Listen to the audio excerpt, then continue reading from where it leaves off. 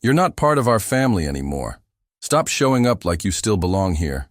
That's what he said. Right there. In front of his wife, my grandkids, and two guests who barely even knew who I was. My name is Walter Harris. I'm 76 years old, born and raised in San Antonio, Texas. I spent almost 50 years working as a tailor, not at some fancy department store. I had my own little shop near downtown, Harris Tailoring. Fixed pants, hemmed dresses, patched up old jackets for people who couldn't afford new ones. I never made a fortune, but I made a living, and every dollar went into raising my son. His name is David.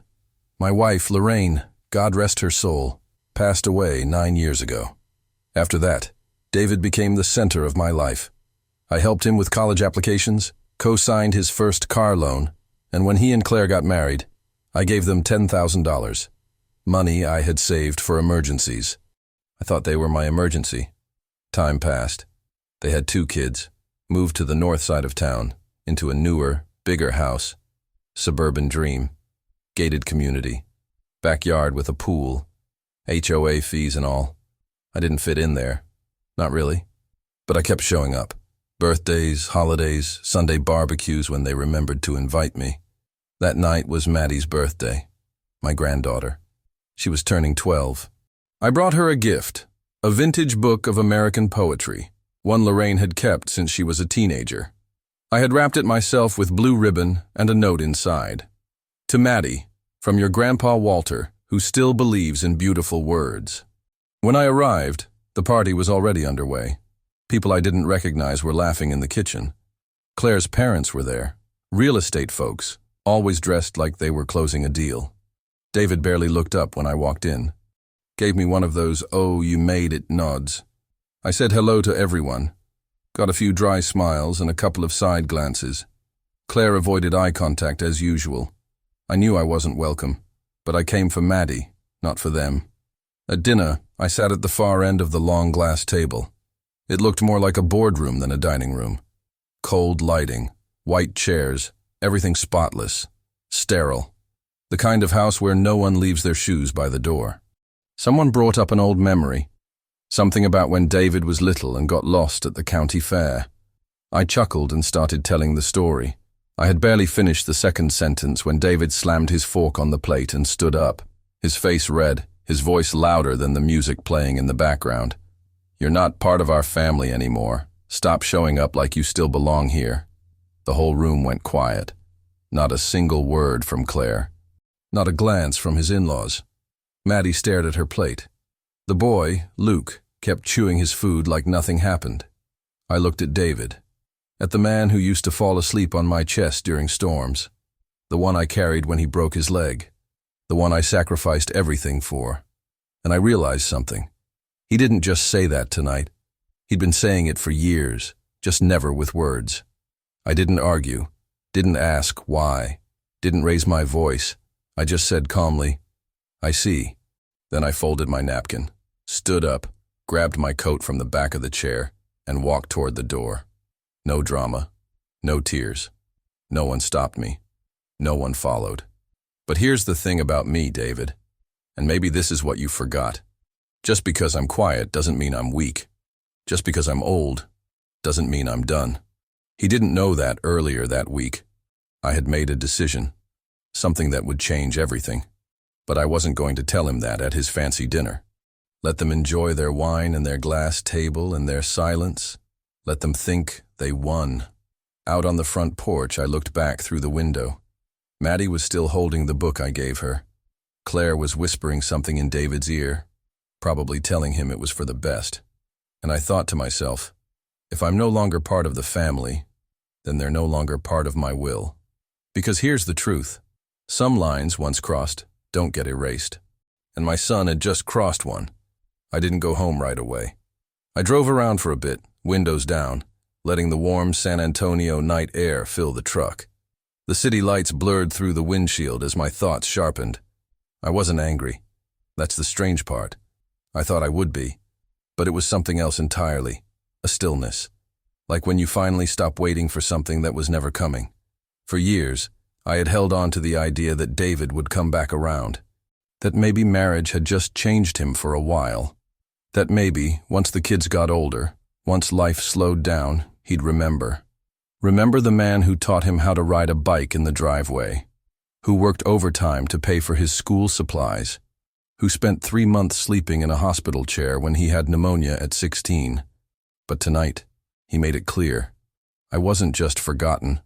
I was erased, cut out, deleted. And that was my cue to stop knocking on a door that wasn't even locked, just never meant to open again. I parked outside my house around 10:30, my little single-story place with the creaky porch and the wind chimes Lorraine picked out at a flea market 20 years ago. I sat in the truck for a while before going inside. The porch light flickered. I never got around to fixing that. Lorraine would have reminded me 3 times by now. I chuckled at the thought. Inside, I poured myself a cup of coffee. Strong, black.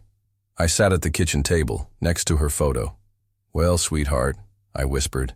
He finally said it. I didn't cry. Not because it didn't hurt, but because when something breaks too many times, you stop bleeding. You just patch it up, quietly. The next morning, I woke up early, made eggs, toast, fed the dog next door.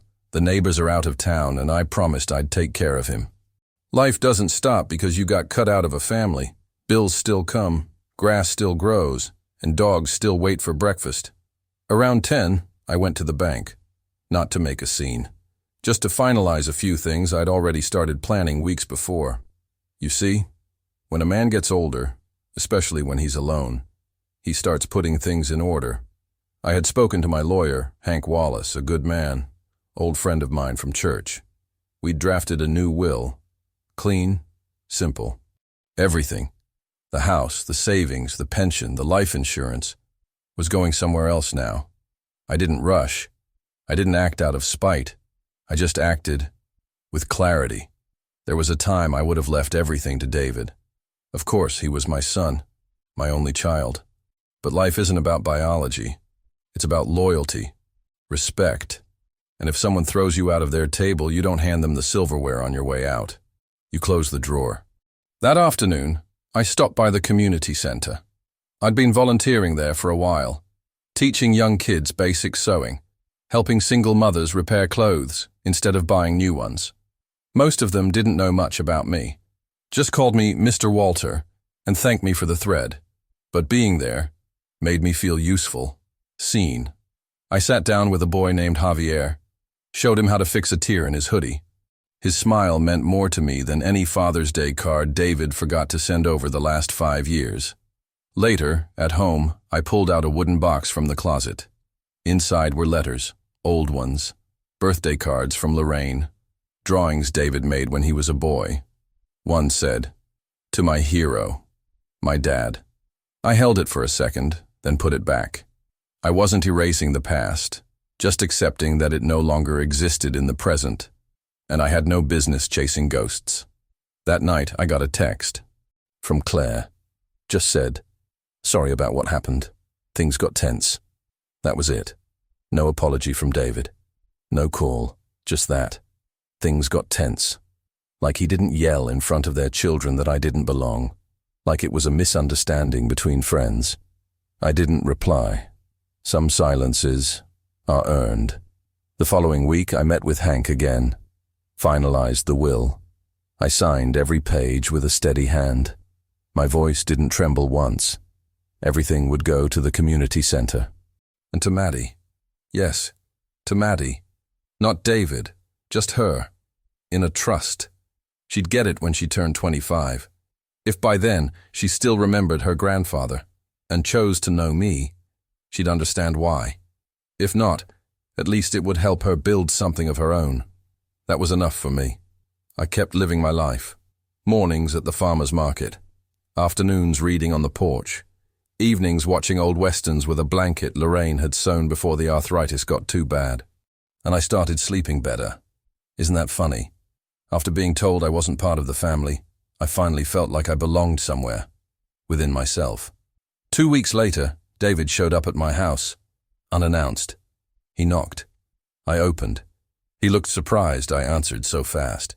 "Hey," he said, like nothing had happened. "Hey," I replied. He stood there awkwardly, Just checking in. Wanted to make sure you were okay. I looked him in the eyes and said, "You made that very clear the other night." He shifted his weight. "Yeah, about that. I was upset. Stress at work. Claire's parents were over. Maddie was acting up. It was a lot." I nodded slowly. "I get it. But David, stress doesn't make a man say what he doesn't already believe. It just gives him permission to say it out loud." He opened his mouth like he was going to argue, then closed it. Silence. "All right," he finally said. "Guess I deserve that." I didn't answer. I didn't invite him in. He stood for a moment longer, then nodded and walked back to his car. Drove off without looking back. And me? I went back inside, sat in my chair, took a sip of cold coffee and whispered, "That's enough." 3 days after David showed up at my door pretending nothing had happened, a thick envelope arrived at his house. Certified mail. I knew because Hank confirmed it was signed for. Inside was a notarized copy of my new will, a letter addressed to David, and a handwritten note to Maddie. It wasn't revenge. It wasn't punishment. It was closure, and it was necessary. That morning, while he opened it in his living room, I was sitting on my porch, sipping coffee and trimming the edges of my nails with a pocket knife I've had since 1974. The dog from next door barked twice. The neighbor's sprinkler ticked to life across the street. I breathed in the quiet like oxygen. People think making peace with something means forgetting. It doesn't. It means you no longer need to prove yourself. You no longer rehearse arguments in your head. You don't wait for the phone to ring with apologies that won't come. You simply stop carrying what was never yours to hold. The letter I wrote to David was short, 1 page. No drama. I told him the truth, that a man's inheritance is not just about property and money. It's about honor, and you can't pass that on to someone who treats you like a burden. I told him I had decided to leave my estate to causes and people that still understood the value of what's given freely. That included a scholarship fund in Lorraine's name. That included my tools and shop equipment, which I donated to a technical high school downtown. And yes, that included a trust for Maddie. Not out of favoritism, but out of a simple memory. Her hug the night of her birthday was the only honest thing in that entire house. The rest? I left in the hands of people who wouldn't spit on the plate and expect dessert afterward. I didn't hear from him for 3 more days. Then my phone rang. Unknown number. I answered. It was Claire. Her voice was tight, like she had been holding back tears or fury. Maybe both. "Walter," she said, "David just opened your letter." "Are you serious?" I said. "Very." She paused. "You're cutting your own son out? Do you even realize what you're doing to this family?" I leaned back in my chair, set the coffee mug on the railing. "I'm doing exactly what he told me to do, Claire. He said I wasn't part of the family. I'm just honoring that request." There was silence on the line. Then a quick, bitter laugh. "You think this is some kind of moral victory? Do you know how this looks? What people will say?" I replied. I stopped worrying about how it looks the moment he made me invisible at his own table. Let the neighbors talk. She hung up. No goodbye. No closing words. Just silence again. That blessed, familiar silence. That afternoon, I took a walk. The kind I hadn't taken in a while. Through the older part of San Antonio, where the sidewalks crack and the trees cast wide shadows. I passed by the church Lorraine and I got married in. The wooden doors still creaked. The bells still rang every hour. I sat on a bench in the courtyard for almost 40 minutes, watching pigeons peck at the ground. I didn't pray. I didn't ask for guidance. I just listened. To the wind, to my own breathing, to the fact that, for the first time in a long time, my life was mine again. At the grocery store the next day, a woman recognized me. Miss Patty, from the community center. "Mr. Walter," she said. "I heard what you did. That scholarship fund in your wife's name. That's the kind of thing people remember forever." I thanked her, told her it wasn't anything special, but she looked me in the eyes and said, "No, sir. It's exactly what's special. Quiet goodness. We need more of that." Funny. In all the noise of being ignored by my son, I had forgotten how clearly kindness echoes when it's real. Later that week, I got a letter, handwritten, from Maddie. It was simple. A child's letter, but not childish. She thanked me for the book, told me she'd started writing her own poems in a notebook, and asked if I had more stories about Grandma Lorraine. I cried. Not the loud kind. The kind that stings your eyes and rolls down your cheeks before you even realize it's happening. I folded that letter, kissed the corner, and put it in the same wooden box where I keep the others. But this one, I put right on top. Still, I didn't write back right away. Not because I didn't want to, but because I wanted to think about what to say, about what not to say. Kids remember how you made them feel, even if they forget what you said. I didn't want to poison her against her parents, but I did want her to know I hadn't left out of anger. I had stepped away out of respect for myself. And one day, if she needed to learn that lesson, she'd already have the example. The next Sunday, I was sitting at my kitchen table folding laundry when I heard tires screech outside. I looked through the window. David's car. He slammed the door, stormed up the porch, knocked hard. I opened it. No words. He just walked in like he owned the place. He threw the letter down on the table. "What the hell is this?" he barked. "You think you can just cut me off after everything I've done?" I looked at him. My son. Gray at the temples now. Wrinkles under the eyes. He looked more like a stranger every year. "After everything you've done?" I asked. "David, you cut me off long before I cut anything from a will." He paced. "You're overreacting. Families fight. You can't punish me for one bad night." I stood up slowly. It wasn't one night. It's been years. Years of being tolerated, not welcomed, of sitting at your table like a charity case, of Claire pretending I wasn't there, of you only calling when you needed something fixed or signed. "You drew the line, son. I just stopped stepping over it." He sat down.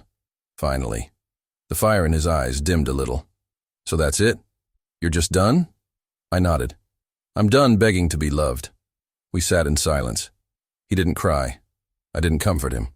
We were two grown men sitting at a table, and for once, everything was honest. I had nothing left to give. And maybe that's when he realized he had nothing left to take. He left without another word, and I folded my laundry.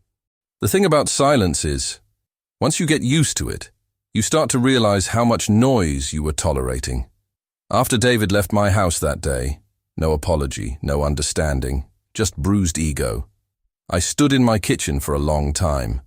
The laundry was folded, the air still smelled like coffee, and I felt at peace. Not victorious, not cold, just at peace. That kind of peace you don't have to explain to anyone. He hadn't come to reconnect. He came to reclaim. And when he realized there was nothing left to claim, he left with the same anger he'd carried in. I didn't try to stop him. I didn't raise my voice. Because a man doesn't have to scream to be heard. He just needs to live in a way that speaks louder than the words others throw at him. The next morning, I got up early and drove to the community center. They were hosting a small open house, local parents coming in to learn about the programs, some kids showcasing their work.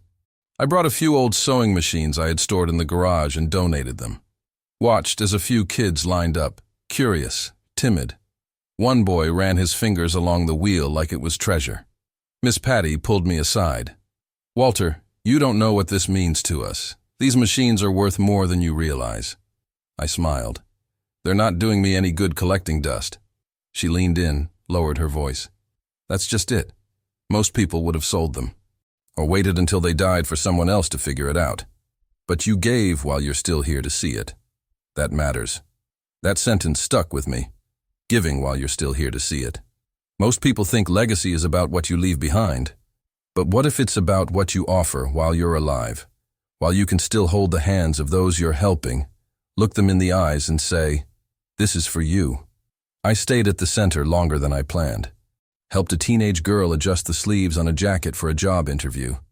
Gave a few tips to a young boy who wanted to learn how to fix his backpack.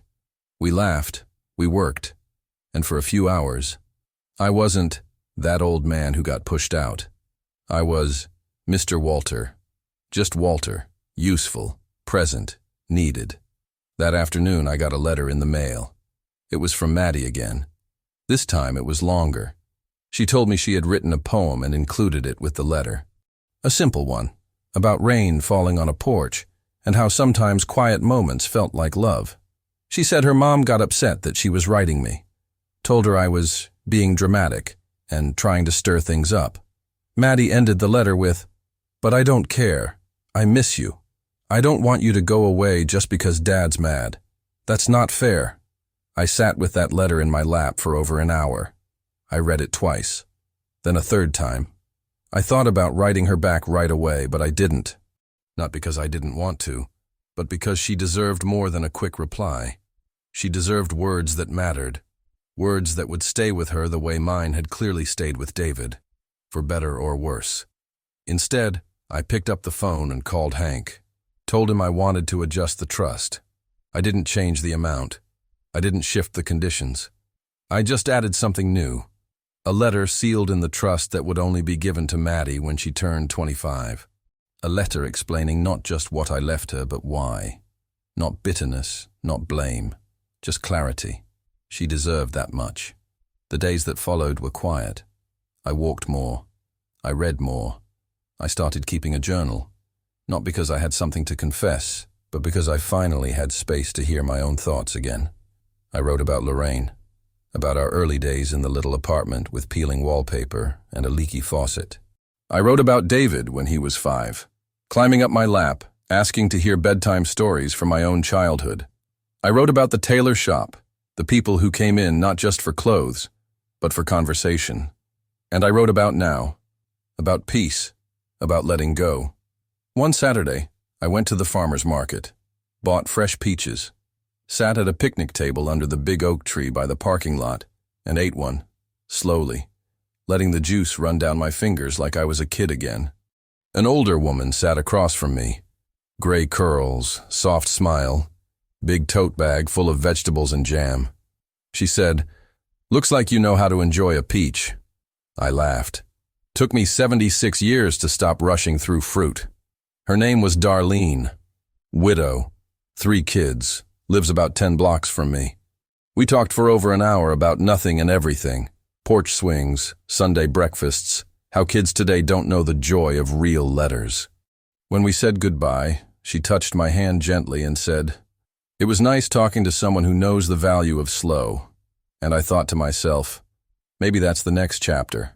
Not revenge, not regret, just restoration, quiet and earned. A week later, Claire showed up, alone. She rang the bell. I opened the door. She didn't speak right away, just looked at me with a strange mix of tension and something close to curiosity. "I didn't come to argue," she said. I nodded. "Good. I'm not offering coffee either." She almost smiled, almost. "I just wanted to ask, are you really cutting David out for good?" I took a breath. "Claire, he cut himself out. I just stopped pretending he hadn't." She crossed her arms. "But he's your son." I didn't flinch. "And I'm his father. That used to mean something. It doesn't anymore." She shook her head, more in frustration than disbelief. "Do you know how this is going to affect Maddie? You put her in the middle." I looked her dead in the eyes. "No, David did that. When he stood in front of her and told me I wasn't part of the family. I left. Quietly. But if you think I'll just hand him back power over my memory, over everything I worked for, just because he's uncomfortable now, you don't know me at all." She didn't argue. She didn't apologize. She just said, "She's going to keep writing to you. I won't stop her." I nodded once. "That's the first good decision you've made." She turned and left, and I stood at the doorway, watching her walk to her car, knowing that for the first time, maybe they were starting to realize that my silence was never surrender. It was strength. It was the first Sunday of the month when the knock came again. Not Claire, not David. This time, it was Maddie, alone. 12 years old, with a small backpack on her shoulders and a look on her face that didn't belong to a child. It was older, deeper, the kind that comes from watching adults fail you and still trying to believe in something better. I opened the door, surprised but calm. She looked up at me and said, "Mom dropped me off. She said I could stay for a few hours." I stepped aside and let her in without a word. She walked straight to the kitchen table, sat in the same chair David had sat in just weeks before, and pulled out a spiral notebook. I brought some poems. I made us lemonade. No small talk, no questions. Just a glass of lemonade for her, and a cup of coffee for me, and the sound of cicadas humming through the window. She read the first poem softly. It was about missing someone who's still alive. The second was about an old man on a porch who watches the world go by but never stops watching for someone to return. I didn't interrupt, didn't praise or correct. I just listened. And when she finished, I said, "Your grandma would have loved that second one." Maddie smiled, that small, private kind of smile kids give when they feel safe. She asked if I still had some of Lorraine's books, and I pulled 2 off the shelf for her to take home. She flipped through one and whispered. She wrote in the margins. I nodded. She always talked back to the authors. We didn't talk about David. Not once. And that was a choice. There's a wisdom children carry that adults forget. They know when a name is too heavy for a room. We spent the next 2 hours making sandwiches, cutting fabric scraps, and folding paper cranes out of old mail. At one point, she looked at me and asked, "Do you think people ever go back to the way they were?" I said, "No, but sometimes they go forward into something better." When Claire came to pick her up, she didn't get out of the car. Just texted Maddie that she was waiting. Maddie hugged me tightly, like she didn't know when the next time would be. I whispered, "You're always welcome here, not because of blood, but because of who you are." After she left, I sat in Lorraine's old rocking chair and stared at the wall for a while. It wasn't sadness. It wasn't even nostalgia. It was something softer. The quiet ache of knowing something precious is growing in soil you thought was too dry. I hadn't planned on building anything else. But Maddie, she was building it anyway. Word by word. Poem by poem. That week, I got a voicemail from David. His voice was stiff, like someone forced him to call. "Hey, Dad. I know Maddie's been coming by. I guess that's fine. Just keep it about her. Don't talk to her about what happened between us." I didn't call back. The man who told me I wasn't part of the family didn't get to decide the terms now. And besides, I wasn't talking to her about him. I was talking to her about literature, about life, about listening, things he clearly hadn't learned. At the community center, word had spread about the machines I'd donated. More kids were signing up for classes. The program coordinator asked if I'd consider teaching 2 days a week instead of 1. I agreed. Not because I needed to fill time, but because something happens when you pour into people who actually want what you're offering. You feel alive again. You remember who you are. One of the boys, Jamal, about 15, asked me why I never had family come with me. I said, "Family's not always who shows up. Sometimes it's who stays." He nodded like he understood more than he should have. Maybe he did. Later that evening, I went through the box of old photos. Lorraine laughing on the beach. David holding his first baseball glove. Me, thinner, younger, standing in front of the shop the day we opened. I didn't cry. I didn't clutch anything to my chest like a movie scene. I just looked, really looked. And I said out loud, "Thank you." To the past. To the years that gave me everything and took some of it back. But never all. Then I did something I hadn't done in years. I picked up the phone and called a number I hadn't dialed since Lorraine passed. A friend of ours, Ruth, widowed like me.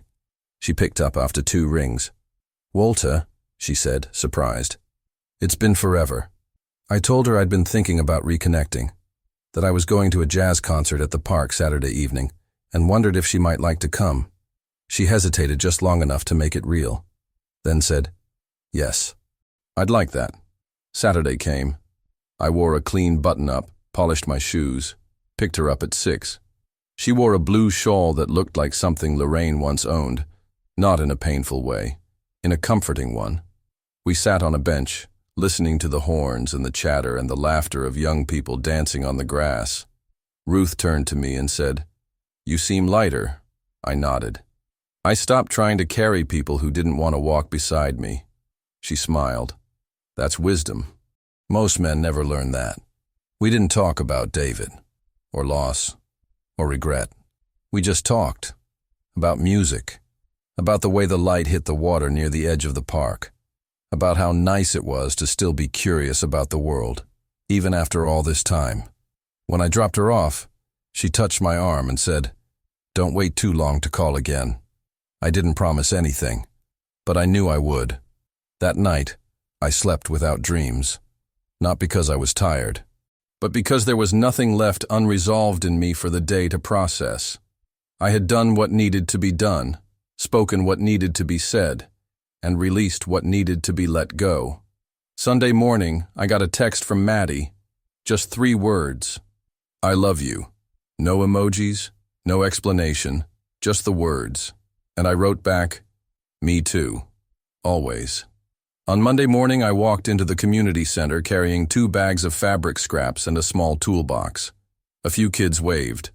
Miss Patty smiled from across the hall and said, "Mr. Walter, you're becoming a local celebrity around here." I laughed and told her I wasn't here for fame. I was here for straight seams and strong thread. But something in me was shifting, and I knew it. The silence from David no longer itched. It no longer lived under my skin. What once felt like a wound now felt like a scar, one I could touch without flinching. Every time I showed a child how to stitch a pocket or adjust a hem, I felt further from the man who told me I didn't belong, and closer to the man I had always been. That week, I taught Jamal how to make a necktie from scratch. We worked side by side for over 2 hours. At the end, he looked at the finished product and said, "I didn't think I could ever make something like this." I said, "Most people don't know what they're capable of until someone slows down and shows them." He nodded, then asked, "Did your dad teach you this stuff?" I paused. "No," I said, "but I promised myself I'd teach someone." That night, Ruth called, said she had made extra lemon pound cake and asked if I wanted to come by for a slice.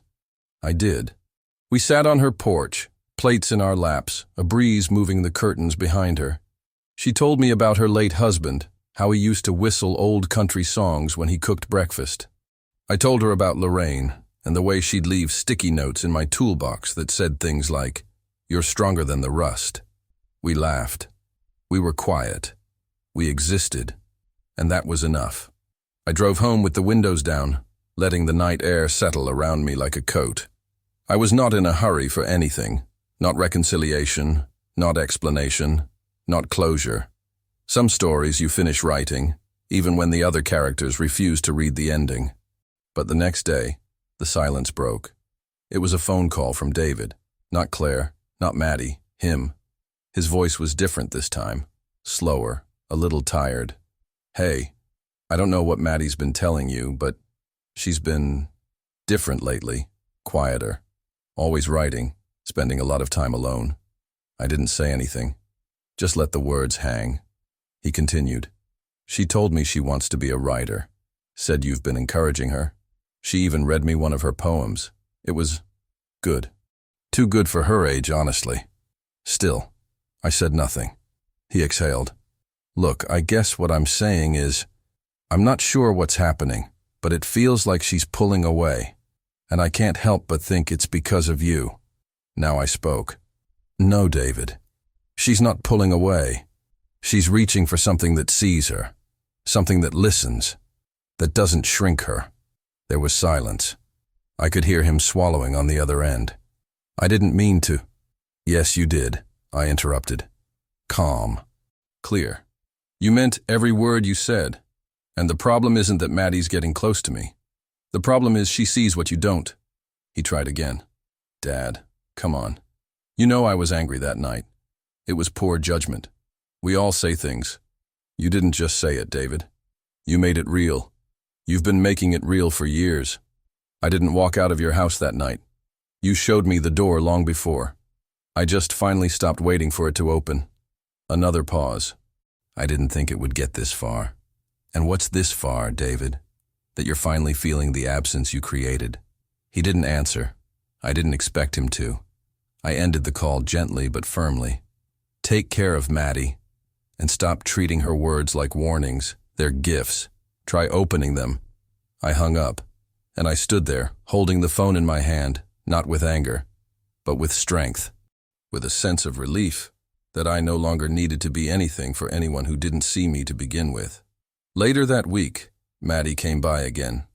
Ruth had sent over a peach cobbler, and we sat in the backyard under the shade of my pecan tree. She read me a poem she'd written about broken clocks, how they still held time inside, even if their hands didn't move. I told her it was the best thing she'd written yet. She asked me, "Do you think Dad's mad at me?" I looked at her and said, "I think your dad is learning that silence has consequences, and sometimes love looks like honesty, even when it hurts." She didn't cry. She nodded. Then she pulled out a small notebook and asked, "Can I read this one to you too?" And so she did. That night, I got a letter in the mail, but not from Maddie. It was from David. A single page. No envelope. Just folded and taped shut. Written in pen. A little shaky. It said, "Dad, I don't know how to say I'm sorry in a way that makes up for everything, but I'm starting to realize what I cost myself. I don't expect anything from you, but if there's still a door open, I'd like to knock. One day. Maybe just to sit and listen. Maybe just to hear about Mom again. David." I folded the letter. Didn't frame it. Didn't call him back. But I didn't throw it away either. I placed it under the letter Maddie had sent. Gently. Without bitterness. Without promise. Just awareness. Some things don't need to be answered right away. Some things just need to sit, to breathe, to earn their place again. As September approached, the heat in San Antonio finally began to ease. The sun stopped punishing and started warming more gently, as if even the sky had learned to speak more softly. I kept my routine. Woke up early, made coffee, stopped by the local market for fruit, and on Wednesdays and Fridays, taught sewing classes at the community center. Life wasn't spectacular, but it was full of meaning, of presence, and of a peace that no one could take from me anymore, because it no longer depended on anyone else. It was mine. Maddie came over whenever she could, sometimes on Saturdays, other times on a random afternoon when Claire found some excuse to drop her off. We were no longer just grandfather and granddaughter. We were allies in silence, companions in slow conversation. She brought poems and stories. I answered with old books, quiet advice, and carefully chosen memories. I never spoke badly about her father. I didn't have to. The words I didn't say carried the weight of 100 that could have hurt her. I wanted her to trust the truth on her own, and she was doing exactly that. On one of those visits, she showed up with a brand new notebook, navy blue cover, her name written in cursive across the front. She sat on the porch and said, "I'm writing a book." I smiled, not surprised. "What's it about?" She thought for a few seconds, then replied, "About things that can only be said when no one is yelling." That line stayed with me for days. That was it. That was everything. Maddie, even at her age, had understood what so many adults can't. That love needs space to breathe. That truth doesn't live where fear grows.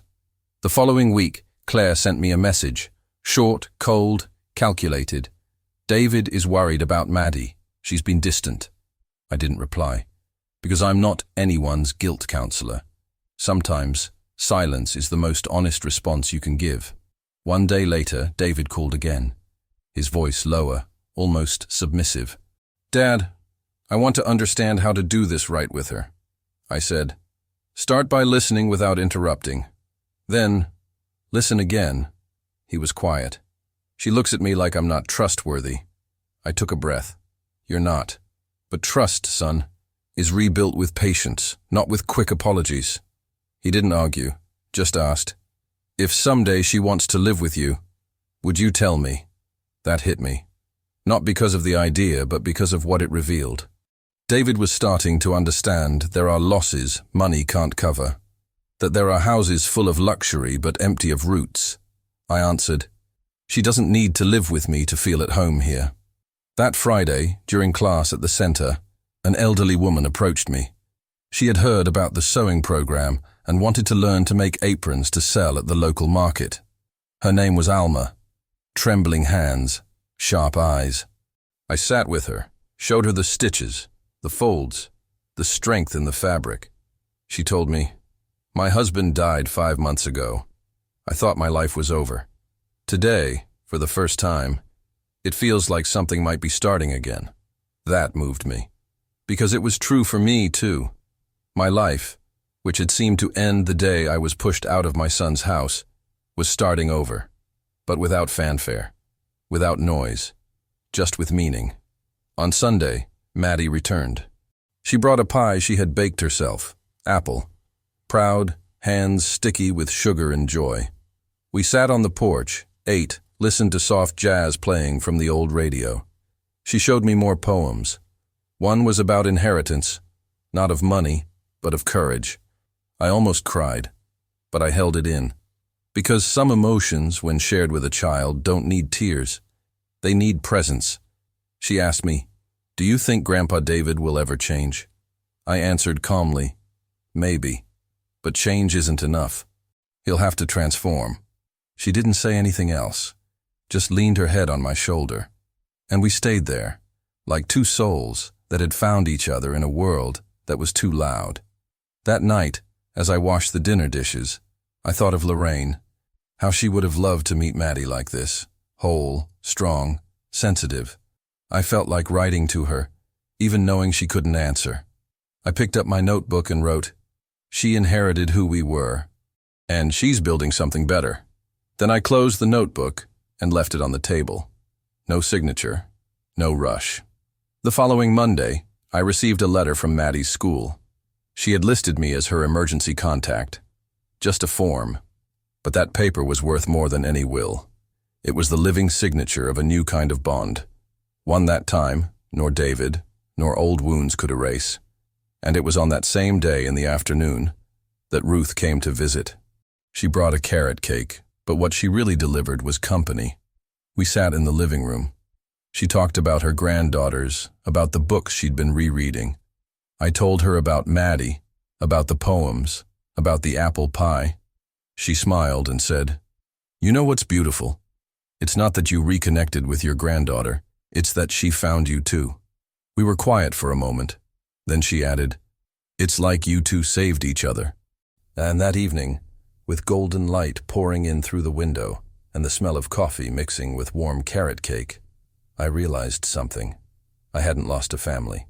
I had found the part of it that still remembered what love really was.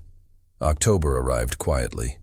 The mornings were cooler now, and the light through my windows came in softer, like the world had learned how to slow down with me.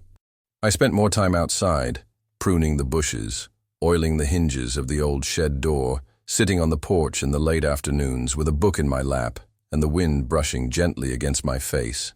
My days were simple, and yet they felt full, not of noise, not of people, but of presence.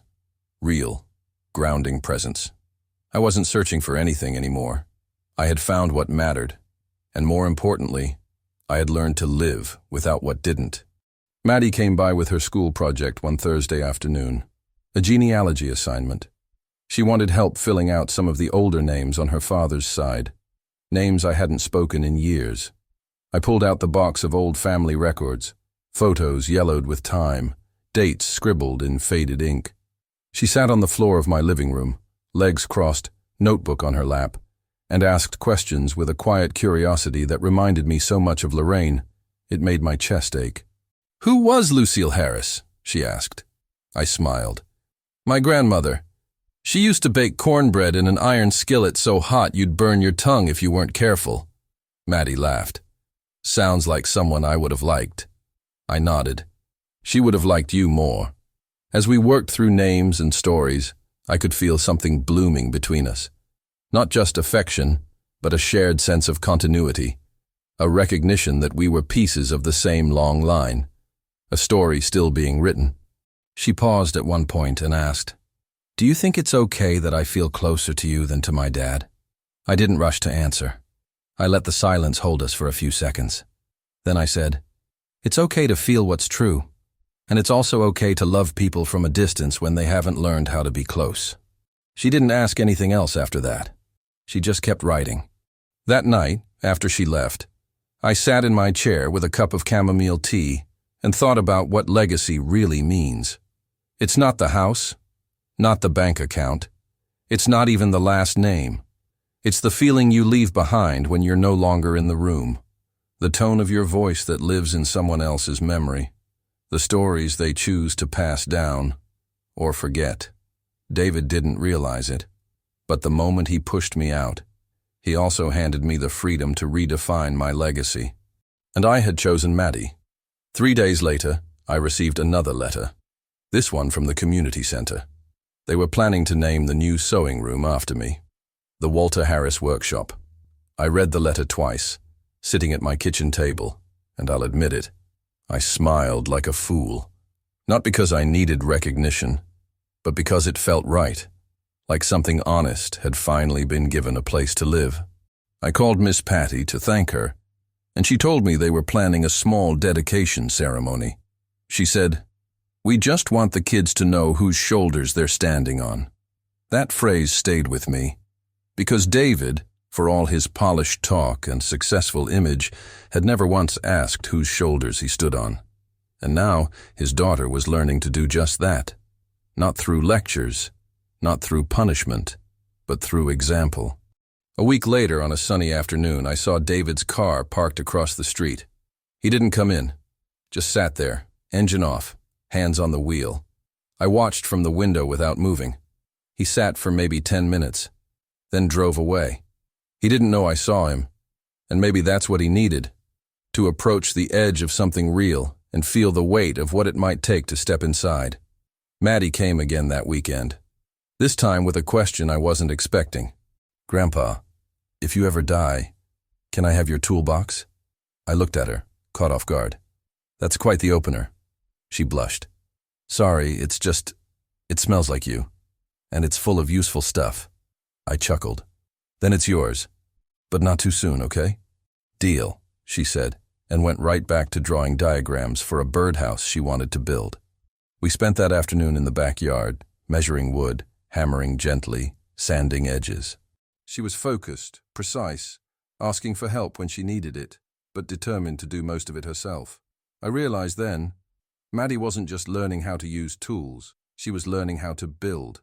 Her hands were still small, but her intentions were enormous, and I thought, this is how family, not by forcing bonds, but by planting new ones. After she left, I found myself standing in the doorway longer than the house was quiet, not empty, just still. And I realized I wasn't lonely anymore. Not in the way I used to be. I missed Lorraine, yes.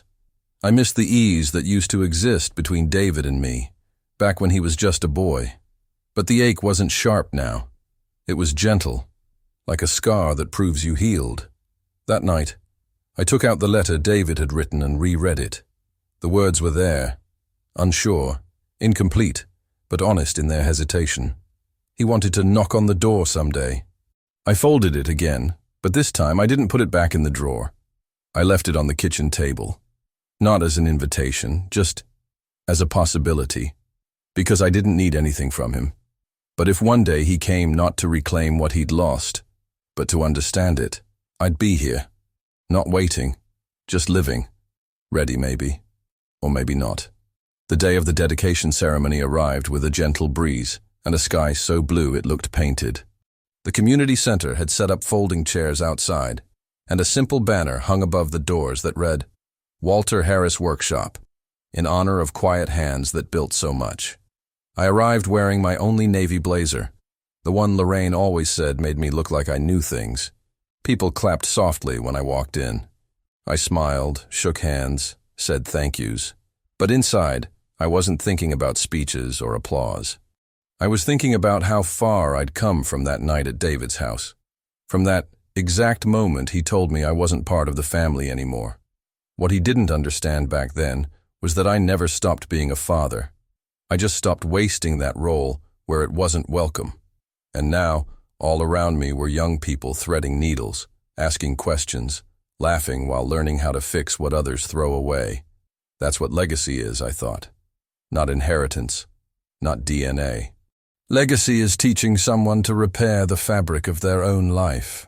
Maddie sat in the front row, her notebook in her lap, her pen already moving across the page.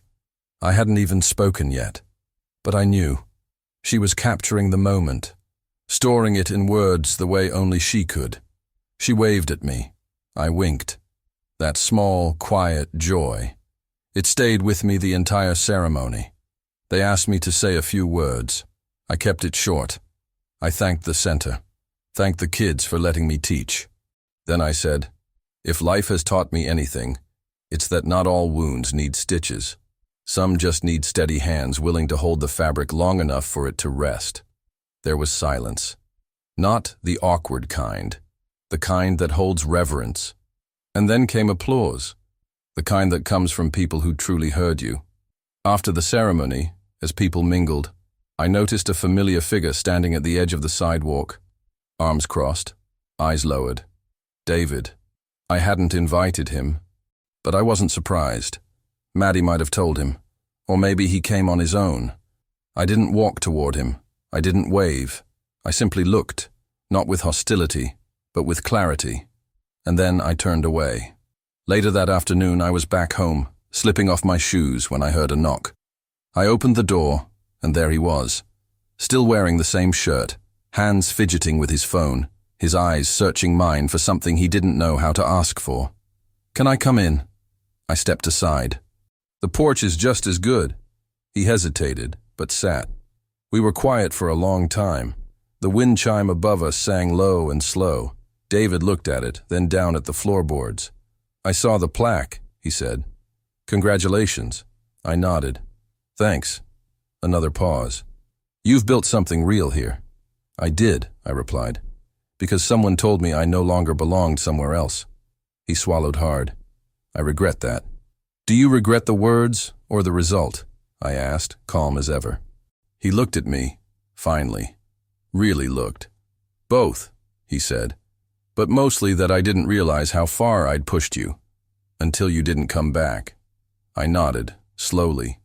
You know, David, I never stopped being open to love. I just stopped offering it where it got used as a convenience. He flinched. Maddie's been different, he said. She writes.